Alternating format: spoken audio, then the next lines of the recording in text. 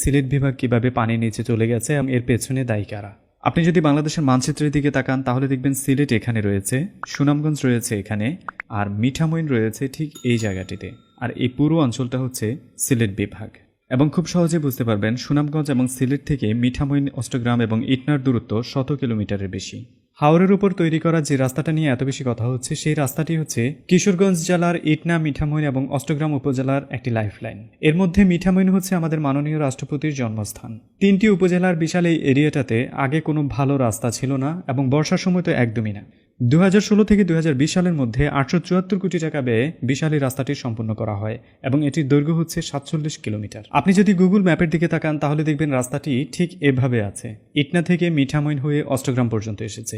উল্লেখ্য 47 কিলোমিটার দীর্ঘ এই পাকা সড়কটির পাশাপাশি 35 কিলোমিটার সাবমার্সিবল সড়কও রয়েছে এবং এই বিশাল সড়কটিতে রয়েছে 22টি পাকা সেতু, 104টি কালভার্ট। সেতু এবং কালভার্টগুলো মিলে যে পরিমাণ পানি অপসারণের রাস্তা তৈরি করেছে সেটা রাফলি 3 থেকে 4 কিলোমিটার পর্যন্ত হতে পারে। তার মানে বাকি দীর্ঘ এই পথটা এখন আর সমানভাবে পানি অপসারণের জন্য উন্মুক্ত নয়।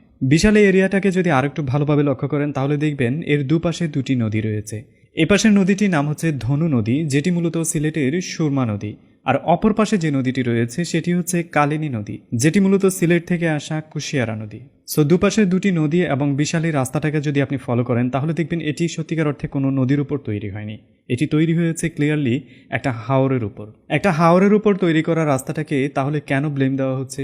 এর পেছনের অন্যতম কারণ হচ্ছে বিশাল এই হাওরটা বর্ষার সময় পানিতে তলিয়ে যায়। তখন কোনটা নদী, কোনটা খাল আর কোনটা হাওর সেটা বোঝা খুব মুশকিল ব্যাপার। পুরোটাকে আপনার বিশাল একটা নদী মনে হবে। বিশাল এই নদীর পানি যখন বেড়ে পুরো হাওর জুড়ে ছড়িয়ে যায় তখন সে তার গতিপথ নিজেই নির্ধারণ করে কোথা দিয়ে চলে যাবে। তাই বর্ষার মৌসুমে যখন হাওর পানিতে পরিপূর্ণ হয়ে যেত তখন পানিগুলো এই হাওর হয়ে মূলত মেঘনা পর্যন্ত পৌঁছে যেত। তাই খুব স্বাভাবিকভাবে দেখা যাচ্ছে যে এই রাস্তাটির কারণে এখন পানি প্রবাহতে একটা বাধা সৃষ্টি হয়েছে। কিন্তু সত্যিকার অর্থে এই রাস্তাটির কারণে যদি পানি প্রবাহিত হতে না পারত তবে সিলেটের আগে মিঠামইন, অষ্টগ্রাম এবং ইটনা সবার আগে পানিতে তলিয়ে যেত। কিন্তু রেকর্ড পরিমাণ পানি এই অঞ্চলে আসার পরও এই 3টি অঞ্চল কিন্তু এখনো পানিতে তলিয়ে যায়নি। পুরো সিলেট বিভাগ যেখানে পানিতে হাবুডুবু খাচ্ছে, বন্যা সৃষ্টি হয়ে গেছে, মিঠামইন, ইটনা কিংবা অষ্টগ্রামে কোনো বন্যা দেখা দেয়নি। যার মানে দাঁড়ায় সিলেট বিভাগ জুড়ে বিশাল এই বন্যা সৃষ্টি হওয়ার পেছনে মিঠামইন, ইটনা, অষ্টগ্রামের 47 কিলোমিটার দীর্ঘ পাকা সড়কটি সরাসরি দায়ী নয়। বিশাল এই সড়কটির শুধুমাত্র এটুকু দায় আপনি খুঁজে পাবেন ভরা বর্ষার সময় যখন বিশাল এই হাওরটি পানিতে তলিয়ে যায় তখন পানির যে স্বাভাবিক গতিপথ সেটাতে কিছুটা বাধা সৃষ্টি করেছে। কিন্তু যেটুকু বাধা এই সড়কটি তৈরি করেছে ঠিক সেটুকুর কারণে অন্তত মিঠামইন থেকেও 100 কিলোমিটার দূরে থাকা সিলেট আগে তলিয়ে যেতে পারে না, আগে তলিয়ে যেত মিঠামইন নিজেই। তাহলে এই সড়কটি নিয়ে আসলে কেন এত বেশি কথা হচ্ছে? এই পরিস্থিতির আরও একটু গভীরে যদি তাকান তাহলে দেখবেন পর্দার আড়ালে যে অংশটুকু আপনাকে কেউই ব্যাখ্যা করে না সেটা হচ্ছে সুরমা এবং কুশিয়ারা নদী যেখানে এসে মেঘনার সাথে মিলিত হয়েছে সেই এরিয়াটি ভৈরব আশুগঞ্জের কাছাকাছি মেঘনা প্রান্ত। মিঠামইন পরবর্তী ভৈরব আশুগঞ্জ পর্যন্ত দীর্ঘ 35 কিলোমিটার বিশাল এরিয়া জুড়ে প্রায় 32টির মতো চর জেগেছে এই এলাকাটাতে। গুগল ম্যাপে গেলে আপনি নিজেই দেখতে পারবেন সেখানে বেশ কিছু চর দেখা যাচ্ছে। এমন অসংখ্য চর রয়েছে যেগুলো গুগল ম্যাপেও আপনি দেখতে পাবেন না। 2 দশকের বেশি সময় ধরে জেগে ওঠা এসব নতুন চরগুলো নদীর পানিকে সবচেয়ে বেশি বাধাগ্রস্ত করেছে।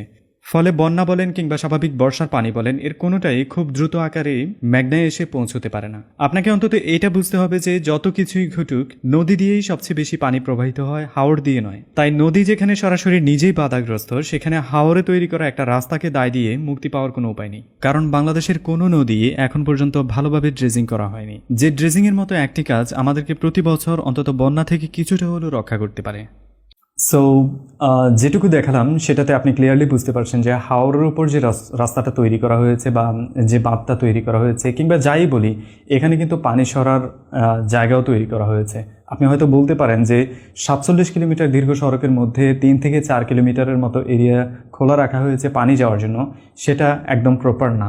কিন্তু আপনাকে এটাও বুঝতে হবে শুধুমাত্র হাওর দিয়েই পানি সরে যায় না, পানি সরার মূল রাস্তা হচ্ছে কিন্তু নদী, মূল নদী যে দুটো কালিনী নদী কিংবা ধনু নদী, আর পাশাপাশি এখানে অসংখ্য ছোটোখাটো খাল রয়েছে যেগুলো আপনি ম্যাপ যদি জুম আউট করেন তাহলে আপনি দেখতে পাবেন ইভেন কালিনী এবং ধনু দুটোর মধ্যে সংযোগ স্থাপনকারী খালও রয়েছে। সো পানি অ্যাকচুয়ালি পুরোটা কিন্তু হাওর দিয়ে প্রবাহিত হয় না, প্রবাহিত হয় মূল পানিটা নদী দিয়ে আর বাকি কিছু অংশ প্রবাহিত হয় হাওর দিয়ে। হাওর যখন পানি এখানে জমে যায়, যারা এখন তো মিঠামইনে প্রচুর মানুষ যাওয়া আসা করেন এবং দেখেছেন অলরেডি যে সেখানে কত পরিমাণ পানি জমে আই মিন এটা স্বাভাবিকভাবে দেখলে এটাকে আপনাকে একটা সাগরের মতো মনে হবে। এটা বিশাল বিশাল এরিয়া। সো আমার দৃষ্টিতে শুধু এই সড়কটা বন্যার জন্য কোনোভাবেই দায়ী নয়, এবং যদি দায়ী হতো তাহলে মিঠামইন, ইটনা এবং অষ্টগ্রাম সবার আগে এত পরিমাণ পানিতে তলিয়ে যেত যে আপনি এখানে এই অঞ্চলগুলো কিছু খুঁজে পেতেন না। কারণ 100 কিলোমিটার দূরে পানিটা জমার আগে এখানে আগে জমতো এবং এখানে বন্যা পরিস্থিতি তৈরি হতো আগে, দেন হচ্ছে সিলেট বা অষ্টগ্রাম অথবা অন্যান্য যে জায়গাগুলো আমরা বলি সবগুলো এরিয়া।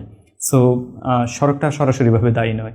আর আপনি আরেকটা জিনিস দেখতে পেয়েছেন যে আমি দেখিয়েছি, ওখানে যদি আপনি ম্যাপটা একটু ক্লিয়ারলি দেখেন তাহলে আপনি নিজেও খুঁজে পাবেন এখানে বেশ কিছু চর জমেছে, এবং এই চরগুলো কিন্তু আজকে একদিন দুদিনই জমেনি বা জেগে উঠেনি। এটা গত 20 বছর বা 25 বছর আরও আগে থেকে ধীরে ধীরে চর জেগে উঠছে। তার মানে হচ্ছে এখানেও নদীর গতিপথে বাধা সৃষ্টি হয়েছে এবং পানি মূল নদীতে, আই মিন মেঘনা নদীতে আসতে বিশাল একটা বাধা তৈরি হয়েছে। সেটার কারণে এখানে আজকের এই কঠিন পরিস্থিতিটা হয়তো তৈরি হতে পারে। আর সবচেয়ে বড় কারণ, যেটা সবচেয়ে বেশি ব্লেম যাদেরকে দেওয়া যেতে পারে বা যে কারণে তৈরি হতে পারে, সেটা সিলেট বিভাগ নিজেই। এখানে যতগুলো নদী রয়েছে সিলেটে, আমি আমার সিলেট নিয়ে করা ডকুমেন্টারি ভিডিওতে দেখিয়েছিলাম যে সেখানে প্রায় 35টা উল্লেখযোগ্য নদী ছিল, এবং ছোটোখাটো খাল যেগুলো আছে সেগুলো তো আছেই। সো বেশিরভাগ অংশে এখন ডিসঅ্যাপিয়ার্ড, এবং এতগুলো নদী খাল কোনো কিছুই ঠিকভাবে নেই। যে কটা কারণে আপনি বলতে পারেন যে সিলেট সবচেয়ে বেশি নিজেই নিজের কাছে তলিয়ে গেছে, এবং এখানে অন্তত ইটনা মিঠামইনের এই সড়ক কিংবা মেঘনাতে মিশে যাওয়ার জন্য যে চর, এগুলোকে সরাসরি দায়ী করার কোনো অপশন নেই। এক্স্যাক্টলি না, কারণ ওখান থেকে পানি যদি আগে রিলিজ হতে পারতো তাহলে এদিকে হয়তো সবার আগে জমে যেত। যেহেতু সিলেট অঞ্চল থেকে পানি রিলিজ হতে পারেনি, তাই সিলেট নিজেই আগে ডুবে গেছে, এটা আপনাকে বুঝতে হবে। ঠিক আছে। আর আজকে 2 দিন ধরে আমি একটু অ্যাটাচ ছিলাম এটার কারণে, এই ব্যাপারগুলোতে, যার কারণে আমি একটা জিনিস দেখতে পেলাম যে সিলেট অঞ্চলের বিভিন্ন জায়গায় ডাকাত পড়েছে, মানুষের উপর অত্যাচার চলছে। আই মিন ডাকাতি করে মানুষের জিনিসপত্র নিয়ে যাচ্ছে, বিশেষ করে সিলেট সুনামগঞ্জ এরিয়াগুলোতে। নিউজও দেখেছি, টিবিএসের আমি একটা নিউজ দেখলাম যে এভাবে নিউজ হচ্ছে, এবং অনেক জায়গায় খাবার পানি পর্যন্ত পৌঁছানো যাচ্ছে না, শুকনো খাবার নিয়ে যাওয়া যাচ্ছে না। মাঝিরা প্রচুর পরিমাণে টাকা দাবি করছে, 20 টাকার ভাড়া 800 টাকার দাবি করা হচ্ছে, আবার কোথাও কোথাও 1000 টাকার ভাড়া নাকি 40,000 টাকার মতো দাবি করা হয়েছে। সো কতটুকু অমানসিকতা এখানে রয়েছে আপনারাই বিচার করুন। আমি জানি না এগুলো নিয়ে আসলে কি বলা যায়। এটা তো একটা রাহাজানি। আমরা মুসলিম ধর্মাবলম্বী, ইসলাম ধর্মাবলম্বী, আমরা বলি যে সেবাই ধর্ম, সেবাকে ঠিকভাবে দেখা উচিত, সেবার দিকে নজর দেওয়া উচিত, মানুষের বিপদে মানুষের পাশে দাঁড়ানো উচিত। যেখানে পুরো এরিয়াটা বিপদে পড়েছে, যেখানে পুরো এরিয়ার মানুষ কোথাও সহযোগিতা পাবে এমন কোনো সুযোগ নেই, যেখানে সারা অঞ্চল পানিতে তলিয়ে আছে, সেখানে ডাকাতি করে কি নিতে যাচ্ছে মানুষগুলো আমি জানি না, আমার জানা নেই। আশার বাণী হচ্ছে এমন অসংখ্য মানুষ আছে যারা প্রচুর পরিমাণে কাজ করতে পারে এবং এইসব অসহায় মানুষের পাশে দাঁড়াতে পারে, তারা ঠিকই সেখানে আছে এবং ঠিকই সেখানে কাজ করে যাচ্ছে, এবং ক্রেডিট তাদেরকে দিতে হবে। সেলুট দোজ পিপলস, মানে তারা আসলে অসাধারণ একটা কাজ করে যাচ্ছে, এবং এভাবে কাজ করে গেলে বন্যা কেন আরও কোনো কিছু আসলে ঠেকিয়ে রাখতে পারবে না। সো সঠিক তথ্য জানুন, বিশ্লেষণ করুন এবং নিজের বিবেকে প্রশ্ন করুন আসলে কিভাবে কি হচ্ছে। সেটাকে আপনি যদি জাজ করতে পারেন তাহলে আপনি বেস্ট থাকবেন। এনজয় করুন পরের একটা ভিডিও, ততক্ষণ পর্যন্ত টাটা, বাই বাই।